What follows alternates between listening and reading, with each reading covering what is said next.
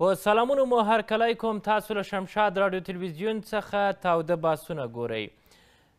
د تیرو حکومتونو په څیر موجوده واکمني مکابد 2 کاله کیږي چې له پاکستان سره د دې هڅه کوي چې تر څو د پاکستان او افغانستان ترمنځ روابط د دوو ګاونډیو په څیر ښه واوسي، خو له څو ځلې ژمنو سره چې دواړو خواو درلودله، بیا هم پاکستان په کوم ډول چې ژمنه کوي په عمل کې هغسې نه ثابتیږي. ګورو چې په دغه وروستیو کې پاکستان په وار په نړیواله سطح شکایت له دې کوي چې له افغانستان څخه موږ ته خطر ده. تازه د پاکستان د کورنیو چارو وزیر ویلي چې د نړیوالو قوانینو په اساس موږ حق لرو چې د ټي ټي پي پټنځایونه په افغانستان کې په نښه کړو. بل خوا په پاکستان کې ګورو چې افغان کډوال ځورول کیږي. له یوې خوا ښځینه افغان کډوالې زندان ته اچول کیږي، ماشومانو سره بد چلند کیږي هلته، او دا هغه موضوعات دي چې په وار له پاکستان څخه غوښتل سوي چې تاسو باید له افغان کډوالو سره ښه چلند وکړئ، د دوی پر وړاندې هغه څه چې باید په نړیواله سطح یا نړیوال قوانین ورته وضع سوي په همغه ډول باید له دوی سره چلند وسي. خو بیا هم پاکستان له هغه توقع سره چې افغانان یې لري برعکس برخورد کوي. د نن شپې بحث مو پر همدغې موضوع ده. په پروګرام کې راسره 3 تنه قدرمن میلمانه دي. یو سیاسي شنونکی ښاغلی امان الله هوتکي، پخوانی دیپلومات ښاغلی عزیز مارج، او د لوی افغانستان دایي ښاغلی مشل خان ټکر. تاسو ته ښه راغلاست وایم، په خیر راغلاست پروګرام ته. ټکر صاحب، د پاکستان روان وضعیت څخه مو ارزونه څه ده؟ رضیه صاحب، اول خو زه د لوی افغانستان د غورځنګ ګام د اړخه تاسو ته، ستاسو همکارانو ته، په دې پروګرام کې ګډونکو ته او د لر او بر ټول افغان ولس ته د مینې نه ډک سلامونه وړاندې کوم. وعلیکم السلام. پاکستان په موجوده وخت کې چې په کوم حالاتو سره مخامخ دي، نو د هغې نه دا خبره بالکل په ډاګه باندې څرګنده ده چې هلته هغه د خبر په غاړه ولاړ دی. خو دلته زه یو په دې سلسله کې یو خبره تاسو ته کول غواړم. مهرباني. ګورم، باید چې موږ افغان ولس او د خپل وطن او د ګوډاګانو چې کوم ځای کې هر ځای کې چې دا ګوډاګان اوسي، که هغه په ملک دننه وي که بهر دي، او بل چې په ګاونډیانو کې څه کېږي، پکار ده چې د دې په اړه باندې موږ په بشپړه توګه خبر یو. پاکستان په هغه وخت کې چې څه ټایم کې په مشرقي پاکستان کې ویمه شروع کېدله، نو په هغه وخت کې هم پاکستان د زیاته رسېدلو چې د تجزیې زیاته په ډګر باندې ولاړو. خو په هغه وخت کې هغوی څه وکړل؟ هغلته یو بنګالي افسر متقاعد افسر میجر شریف ضیا، هغه یو تنظیم جوړ کړ چې نوم یې مکتي باهني، چې دې ته په بنګالي ژبه کې د ازادۍ غورځنګ ویلی شي. نو چې په مشرقي پاکستان کې څومره سیاسي ګوندونه نو هغوی یې مرسته وکړه، خو بیا وروسته هندوستان لاس ورکړ او د پاکستان نه خپله ازادي په اجور باندې واغېسته. نو اوس خو په پاکستان کې د مکتي باهني په شکل کې یو بل غورځنګ ټي ټي پي منځته راغلی دی، او پرونی په پاکستان کې د پښتنو په علاقه کې د یو ځان له هیواد اعلان وکړ او خپله کابینه هم وټاکله. نو پکار ده چې موږ افغان ولس او افغان دولت په واس کې د ټي ټي پي مرسته وکړو. موږ همیشه دا خبره کوو چې پاکستان زموږ نه څه غواړي. پاکستان زموږ دا غواړي چې ډیورلینډ ومنو، خبره خلاصه ده. ګینه څه ټایم چې دغه جوړېده د پاکستان جوړ شو، نو په هغه وخت کې د پاکستان بدبختي څه ده؟ د پاکستان بدبختي دا چې پاکستان د نورو هیوادونو په ځمکه باندې جوړ شوی دی، د نورو قومونو په ځمکه جوړ شوی، لکه د پښتنو، د افغانانو، د بلوچانو، د سندجانو، د بنګالیانو، د دوی په ځمکه باندې جوړ شوی. آیا دغه قیمت باید افغانان پرې کړي تر څو مشکل حل سي؟ ګوره، ته خو له ډیورن یا د ډیورن چې د امو پورې ورسې که نه، هم پاکستان زموږ نه قلاریږي نه. دا خبره ګوره یاد ساتئ. بله خبره ته زه کوم چې پاکستان دا اوسنۍ خبره نه ده. پاکستان لکه په کال 1949 کې ولې پاکستان په افغانستان باندې بمباري وکړه، په خوست په مغولګۍ کلي کې. هغه ټایم کې خو انقلاب نه چې زمونږ 30 کسان دغه کړه شهیدان کړو. ګوره، پاکستان او افغانستان په دغه سیمه کې دوه متضاد شي نه دي، یا به افغانستاني یا به پاکستاني. خبره بالکل ښکاره ده، یا به افغانستاني یا به پاکستاني. خو که موږ دا خبره کوو چې یاره نه پاکستان به وي او موږ ته به امن نه راشي، دا ناممکنه خبره ده. زه ګوره ډېر د پخوا نه لګیم. چې لر او بر یو ځای نشي نو دا ستونزې ختمېدو وړ نه دي. نه دا وینې به نه په لر کې بند شي او دا وینې به نه په بر کې بند شي. په رښتیا پاکستان له کړکېچ سره مخ ده که لوبه کوي؟ ګوره پاکستان مکمل طور د کړکېچ سره مخ ویم او اوره زه درته وایم چې ولې. لکه چې څه وخت په افغانستان کې انقلاب وشو د ضیاء الحق وخت نو په هغه وخت کې هم پاکستان په دې حالت کې دا کوم حالت کې چې اوس دی نو هغه وخت کې هغوی سره د 30 ورځو بجټ پاتو د 30 ورځو نو په هغې کې هغوی وویل چې را موږ هسې روانو تباه کېږو پاکستان روانو تجزیه کېده او په هغې کې دا خبره ده یو بریګیډیر یوسف کړې ده چې هغه خپل کتاب کې لیکلی چې د افغانانو د اوو پاټو به دغه دننه کار کو په پېښور کې د پولیس او د افغان بیرو مشر نو هغه وایي چې موږ دا یو جواري کړې وه وایي موږ چې اصل پاکستان ته باید راشه دا جواري وکړي نو موږ دغه جواري کړو چې موږ د شوروي خلاف په افغانستان کې د مجاهدینو کومک وکړو خو په هغې جواري کې موږ کامیاب شو. دې خبره ته سوچ وکړه. خبره داسې ده چې هغه وخت اوس وخت د مشرقي پاکستان د حالاتو نه ډېر زیات خراب دی. په مشرقي پاکستان کې چې څه ټایم حالات وو نو په هغه ټایم کې دوی دوه ځای شو دا د پاکستان څلور برخو کې تقسیمېږي ان شاء الله تعالی. نو زه درته دا خبره کوم چې هغه خبره اوس بیا راغلې ده. پاکستان سره ګوره د کال 2023 پورې دوی ته د 30 میلیارډ ډالر ضرورت دی. بیا به کال د هغې نه پس د کال 2023 پورې ورته بیا د 30 میلیارډ ډالر ضرورت دی. بیا په کال 2025 کې ورته بیا د 30 میلیارډ ډالر ضرورت دی او په دغه اوس ټوله قرضه 114 میلیارډ ده. نو اخر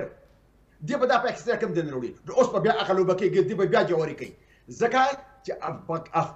امریکا چې څه ټایم کې د افغانستان نه تللې ده نو عسکر یې تللي خو د دې سیمې نه ده تللي. باید چې موږ په دې لږ سوچ وکړو. هغه د سیمې نه ده تللي هغه په دې سیمه کې خپل پروګرامونه مخ په وړاندې باندې بوځي خو په دې سیمه کې به اوس دا کار هغوی د پاکستان نه اخلي. خو پاکستان یو ډېره خطرناکه لوبه د مخکې کړې وه چې دوی به همیشه د بل په ګوره باندې ټوپک ایښوده او په افغانستان کې کاروایي کولې. اوس د امریکا دې ته مجبوروي چې تاسو به ټوپک وکوئ نو دوی به په افغانستان باندې راځي عسکري پروګرام به کوي. خو زه درته یو خبره کوم چې دا ځل به په دې جوارۍ کې دا دوی چې کومه جوړه کوي به په افغانستان به راځي خو په خپله په اوږه باندې ټوپک دي. دا ډېره زیاته خطرناکه لوبه ده. نو پکار ده چې دې ته موږ افغان ولس په هر لحاظ سره چمتو یو. که هغه عام ولس دی هغه دغه دی دا دولت دی ګینې که دا قیسه ونه شي نو زه ورته ګوره دا خبره کوم چې افغانستان ته ډېرې زیاتې ستونزې را روانې دي. خو که چېرې موږ په دې خبرو باندې مننه کوم ټکر صاحب. ټکر صاحب دا چې همیش پاکستان له افغانستان سره ژمنه کوي خو برعکس بیا د ژمنې په مقابل کې هغه څه کوي چې هغه د افغانانو د توقع خلاف وي. د دې زیانونو ګټه خپله پاکستان ته څه رسیږي یا رسېدلې؟ علیزی صاحب یو خو زمونږ د افغان ولس بدبختي دا ده چې موږ د تاریخ نه زده کړې نه کوو. پاکستان او د افغانستان بنیادي ستونزه څه ده؟ د پاکستان او افغانستان بنیادي ستونزه دا ده چې پاکستان د ډیورنډ نه واله تر د اباسین پورې 1,40,000 مربع کیلومتر ځمکه نیولې ده او هغه دې ځمکې ورکولو ته تیار نه دی. هغه چېرته افغانستان یو باثباته او یو مضبوط او طاقتور افغانستان نه زغمي ځکه چې هغوی په دې باندې یریږي که دا افغانستان کې امن راشي او د افغانستان ثبات راشي او دا خلک په خپلو خپو باندې ودرېږي نو دوی به زمونږ د خپلې ځمکې تپوس کوي. لکه څنګه ذوالفقار علي بوټو نصرالله بابر ته په کال 1903 آیا کې ویلي چې کال 1993 را روان دي او د ډیورنډ د کرښې د هغې د تړون 100 کاله برابرېږي نو په کار چې په افغانستان باندې اور بل شي او بیا هغوی چې موږ د افغانانو په لاس باندې زه په هغې باندې نور بحث وکړم چې د افغانانو په لاس باندې موږ په افغانستان کې داسې اور بل کړ چې په افغانستان کې به چېرته هم داسې طاقت را پیدا نه شي نو به هغوی دا وتوانېږي چې د پاکستان نه د خپلې ځمکې تپوس وکړي. خو موږ یو سړی چې اوږده نو هغه راایښول ډېر زیات اسان کار دی خو چې کوم ایخي او غزان اوده کې هغه ډېر زیات ګران کار دی. موږ افغانستان خلکو ځان په زور اوده کړی دی چې زموږ د پاکستان سره څه ستونزه ده. ومنې ورته سبا د ډورلند خبره چې ټول ستونزې د حل کېږي که نه حل کېږي. لکه ملا عمر ته چې دغه ویلو نصرالله بابر په ډوډۍ ورسره ناست و وایي امیرالمؤمنین صاحب وایي دا ډیورنډ کرښه راسره ومنه نو ټول ستونزې حل دي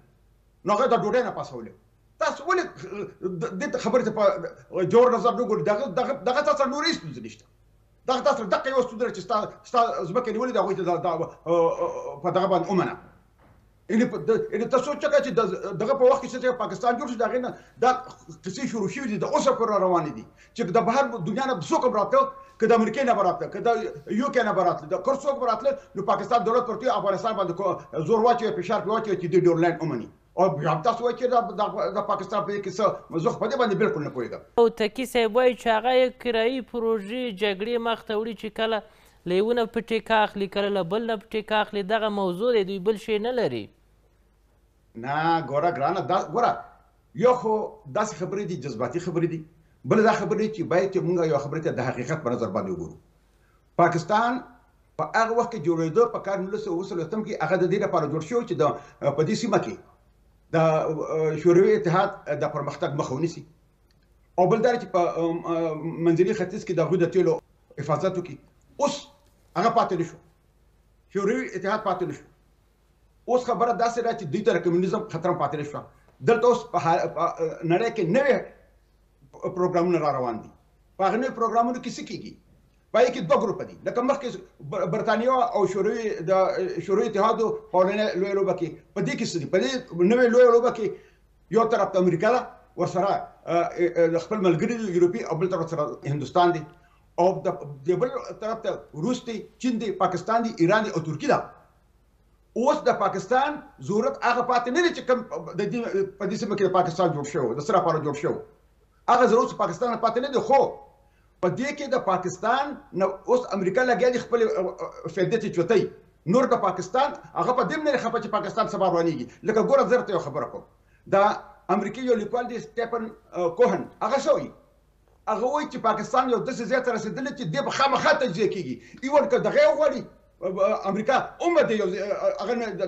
د تجزیه کېدو نه نشي بچ کولی دې به خامخا تجزیه کېږي خو په دې سیمه کې ما وختي یو خبره وکړه چې د امریکې خپل ستراتیژیک پروګرامونه دي چې کله هغه دلته ناستو هغه پروګرامونه هغه سرته ونه رسول شو نو چې هغه لاړ اوس هغه پروګرام لکه ګوره چې په کوم ورځ باندې طالبان په قدرت کې راغله په 15 د اګست باندې د هغې په سبا باندې د امریکې سیاسي مشر او د یو کې د MI6 مشر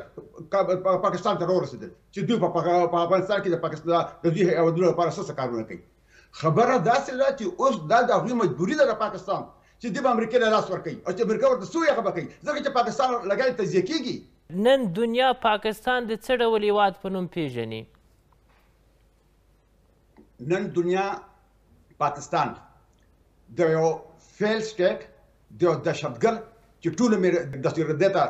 لمنه وهلې ده نن دنیا کې د پاکستان عزت دا دی چې ته سوچ وکړه چې په ټوله دنیا کې ګرځي چې ولا یو ارب ډالر ورنه کړي یو ارب ډالر ولا چا ورنه کړي او چې په افغانستان کې څه ټایم د کال 2001 نه دغه شروع کړه د هغې نه مخکې زه خبره نه کوم د کال 2001 نه خبره شروع کړه نو 30 میلیارډ ډالر پاکستان صرف امریکې ورکړو خو دلته ګرانه یو ډېره اهمه خبره بله ده لکه اوس د پاکستان او د افغانستان لکه څنګه چې دلته اشرف غني ناست نو پاکستان به افغانستان ته وي چې موږ سره طالبان کېنوه پاکستان ته به وي نو هغه ورته چې هغه ستاسو کورنۍ مسله ده هغه پای کې زموږ کار نشته تاسو پوه شئ کار هم پوه شئ اوس د پاکستان د حکومت د اشرف غني دولت جوړ شوی دی هغه اوس افغانستان ته وایي چې تاسو طالبان زموږ سره کېنوئ TTP والا او دوی ورته وایي چې نه دا ستاسو کورنۍ مسله ده بله یو خبره داسې ده چې که مونږ وایو چې پلانکې د چا ایجنټ دی پلانکې د چا ایجنټ دی پلانکې د چا زه وایم زما چې کوم دشمن دی د هغه دشمن زما دوست دی دا خبره زه په ډاګه کوم چې زما کم کس دشمن دی د هغه دشمن زما دوست دی خبره داسې ده چې که مونږ په موجوده وخت کې د داسې حالاتو نه کار وانخلو چې کوم حالات پاکستان کې حالات خرابوي نو دا ستونزې مخ په وړاندې باندې نه ځي دا اعتراضونه او دا نیوکې د افغانستان په طالبانو کې د اوس هم کېږي چې دا د پاکستان لاسپوڅي دي او بل طرف ته TTP باندې کېږي د ټولو په خپل خپل وختونو کې دوی پاکستان سره رابطې ساتلې دي خو دلته یو ډېره اهمه خبره تاریخي خبره وره کله چې جنوبي او شمالي ویتنام یو ځای شو نو د جنگ په دوران کې 21 کاله هغوی جنګ کړی نو د جنگ په دوران کې امریکې د هغوی ډېر کومکونه کول هغوی ته پته وي چې وګوره دې زموږ لپاره نه کوي دا د امریکا لپاره کوي چونکې دې د امریکا خلاف و چین نو چې دوی د چین د شمالي ویتنام نه هغه ټایم کې چې ځمکې نیولې وي خو چې څه ټایم هغوی جنګ وګټه د امریکایانو خلاف او امریکایان یې لغت کړل نو دوی چین ته وایي چې موږ خپله ځمکه راکړي هغوی چې موږ دونه کومک کړي دونه مننه کوم تا زموږ دپاره کومک نه کړی تا د خپل ځان دپاره کومک کړی دی نو د 21 کالو نه ستړی زخمي ویتنام راوخت په خپله ځمکه چین په 2 لکه ارمي وروغورځول خو بیا اخر کې واپس راوتښتېدل په دې باندې کار نه کېږي خان وي دي ما چې په پاکستان کې کم کس د پاکستان خلاف جنګېږي که هغه هر څوک دی هغه زما د سرتاج او چې څوک یې مرسته کوي هغه زما دشمن دی